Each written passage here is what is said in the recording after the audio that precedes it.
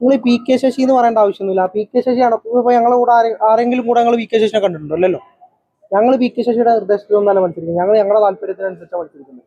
P K. ശശിയുടെ നിർദ്ദേശത്തിൽ മത്സരിക്കുന്ന ആരെങ്കിലും ഉണ്ടെങ്കിൽ പി.കെ. ശശി ഒപ്പം വേണ്ടേ? ഞങ്ങളുടെ കൂടെ ആരുടെ കൂടെയും പി.കെ. ശശി ഉണ്ടായിട്ടില്ല. ഒരുപാട് വിഭാഗം ആളുകൾ മണ്ണാർക്കാട് ഉണ്ടെന്ന് താങ്കൾ പറഞ്ഞു. അത് മണ്ണാർക്കാട് CPM-ന് മാത്രമല്ലാന്നേ, എല്ലാ പാർട്ടിക്കകത്തും CPM-ന് മാത്രമല്ല.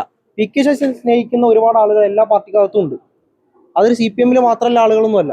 ആ കുട്ടികളെല്ലാം നിങ്ങൾക്ക് കിട്ടും. സ്വാഭാവികമായിട്ട് അദ്ദേഹത്തെ കഴിഞ്ഞ കുറച്ച് കാലങ്ങളായിട്ട് പാർട്ടിയുടെ ജില്ലാ നേതൃത്വത്തിന്റെ ഭാഗമായിട്ട് അവഗണിക്കുന്നുണ്ട്.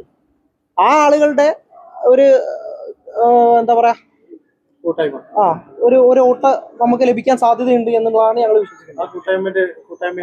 ആ കൂട്ടായ്മയല്ലത്. ആ ചോദ്യം അവിടെ നിൽക്കട്ടെ. ആ കൂട്ടായ്മ ഒന്നല്ല, പി.കെ. ശശിയുടെ കൂട്ടായ്മ ഒന്നല്ല.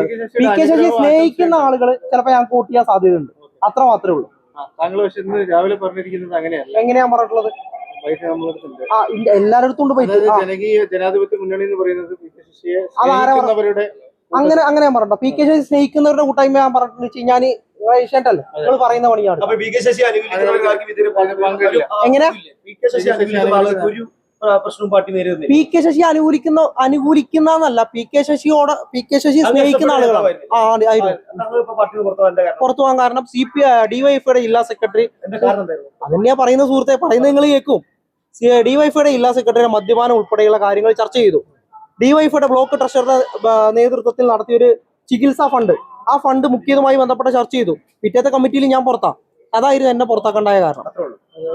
മറ്റൊരു കാര്യങ്ങളും ഇല്ല. ഉണ്ട്, അടുത്ത ബന്ധം ഇപ്പോഴും ഉണ്ടെന്നേ. ഇപ്പോഴും ഉണ്ട് എനിക്ക് അടുത്ത ബന്ധം. പി.കെ. ശശിയുമായിട്ട് ഈ 10 ആൾക്കെന്നല്ല, ഇവിടെ മണ്ണാർക്കാട് പരിസരത്തുള്ള ഒരുവിധപ്പെട്ട ആളുകൾക്കൊക്കെ പി.കെ. ശശി നല്ല ബന്ധം. രാവിലെ പറഞ്ഞ പി.കെ. ശശിയുള്ള അവഗണന അത് ഈ തെരഞ്ഞെടുപ്പിൽ പ്രതിഫലിക്കും. തീർച്ചയായിട്ടും ഉണ്ടാവുമല്ലോ. പി.കെ. ശശി മാത്രമല്ല, ഞങ്ങളൊക്കെ അവഗണിച്ച പാർട്ടിയുടെ നിലപാടുമായിട്ട് ബന്ധപ്പെട്ട് അതിന്റെ ഒരു പ്രതിഫലനം ഈ തെരഞ്ഞെടുപ്പിലുണ്ടാവും.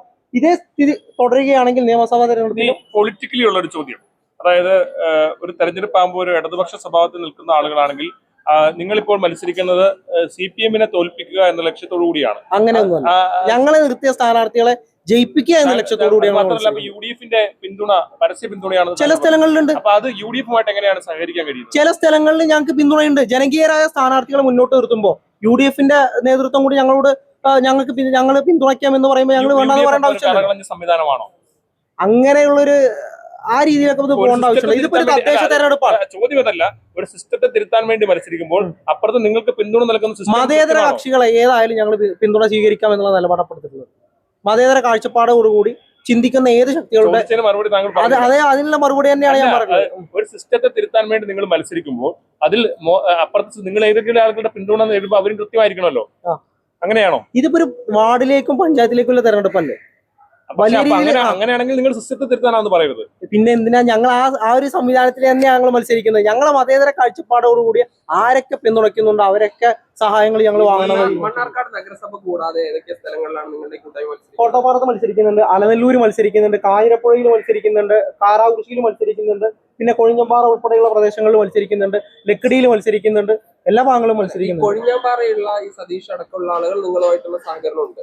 ഞങ്ങളുമായിട്ടുള്ള സഹകരണമല്ല, എല്ലാം ഇതുമായി ബന്ധപ്പെട്ട് CPM-ന്റെ നിലപാടിൽ പ്രതിഷേധിച്ചുകൊണ്ടാണ്. അതായത് ചുരുക്കി പറഞ്ഞാൽ പാലക്കാട് ജില്ലയിൽ ആകെയുള്ള അസംതൃപ്തരായിട്ടുള്ള ആളുകളെ ചേർത്ത് പിടിച്ചാണ് നിങ്ങൾ മുന്നോട്ട്? അതെ, അങ്ങനെ തന്നെയാണ് മുന്നോട്ട് കൊണ്ടുപോകുന്നത്. നിലവിൽ എന്തായാലും പി.കെ. ശശിയുടെ അനുഗ്രഹവും വിജയാശംസകളും. പി.കെ. ശശിയുടെ ഒരു അനുഗ്രഹവും അല്ല, പി.കെ. ശശിയുടെ ഒരു എന്താ പറയാ സഹായമില്ല.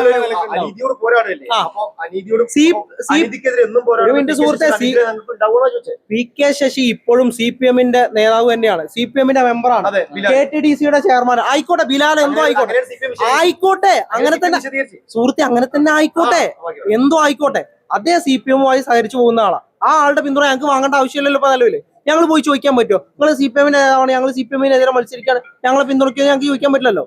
അതിലൊരു ഔചിത്യമില്ലല്ലോ.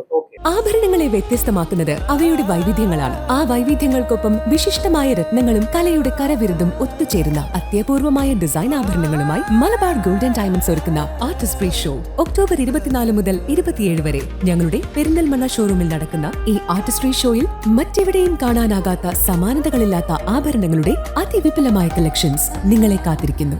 വരൂ, പരിശുദ്ധ സ്വർണത്തിന്റെ ഈ വിസ്മയ വിരുന്നിലേക്ക് നിങ്ങൾക്കേവർക്കും സ്വാഗതം.